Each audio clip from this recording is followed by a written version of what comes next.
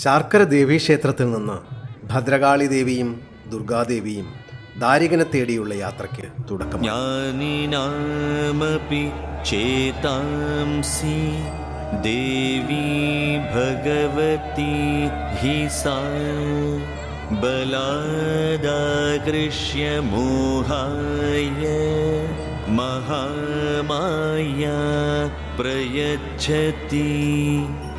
കഴിഞ്ഞ 7 ദിവസങ്ങളിലായി ക്ഷേത്രമതിൽക്കെട്ടിനുള്ളിലെ തുള്ളൽപുരയിൽ രംഗാവിഷ്കാരം ചെയ്ത കാളിയൂട്ട് കഥാംശങ്ങളുടെ ഭക്തിനിർഭരമായ നിമിഷങ്ങളാണ് മുടിയൊഴിച്ചിലൂടെ അവതരിപ്പിക്കപ്പെടുന്നത്.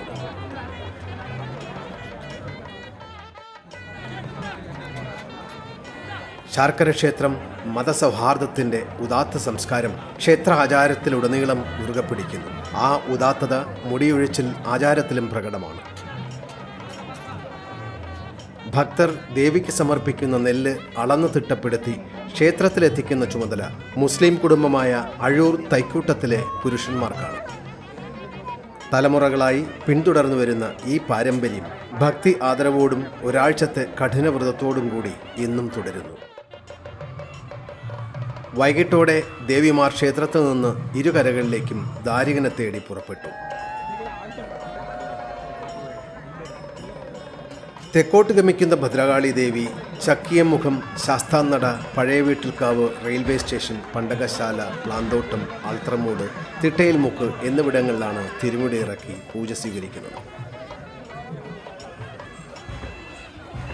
വടക്കോട്ട് ഗമിക്കുന്ന ദുർഗാദേവി തോട്ടവാരം, പുരവൂർ, കൊച്ചുവീട്ടിൽ നട, കുന്നക്കരുപ്പിൽ തിരുമുടി ഇറക്കി പൂജ സ്വീകരിക്കും.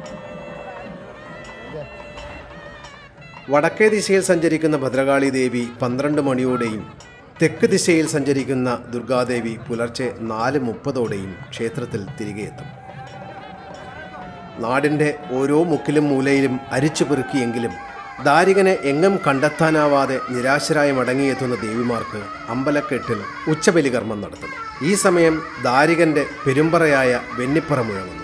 ഇത് കേൾക്കുന്ന പരമശിവൻ വെന്നിപ്പറയുടെ പൊരുളറിയാൻ നാരദനെ പറഞ്ഞുവിടുന്നു എന്നാണ് ഐതിഹ്യം. വെന്നിപ്പറ മുഴങ്ങുന്ന ദിക്കു നോക്കി നാരദനെത്തുമ്പോൾ ഭൂമി പലായനത്തിനായി ശിവൻ നിയോഗിച്ചിരുന്ന 64 യോഗിനി യോഗേശ്വരന്മാരെയും ബ്രഹ്മണി, ഇന്ദ്രാണി, മഹേശ്വരി, വൈഷ്ണവി, വരാഹി, കൗമുദി എന്നീ ഷഡ്മാതാക്കളെയും പരാജയപ്പെടുത്തി വിജയശ്രീലാളിതനായി ദാരികൻ നിൽക്കുന്ന കാഴ്ചയാണ് കാണുന്നത്. ഈ വിവരം നാരദൻ പരമശിവനെ അറിയിക്കുന്നു.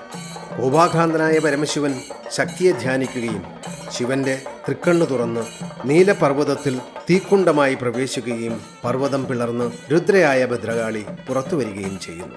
രുദ്രാദേവി ദാരിക നിഗ്രഹത്തിനായി ശക്തി സംഭരിച്ചതോടെ മുടിയൊഴിച്ചിൽ ചടങ്ങ് അവസാനിക്കും.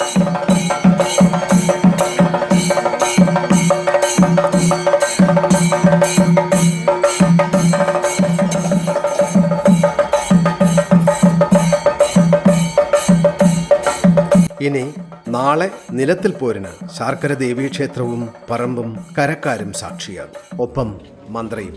മന്ത്രയ്ക്കൊപ്പം തുടരുക.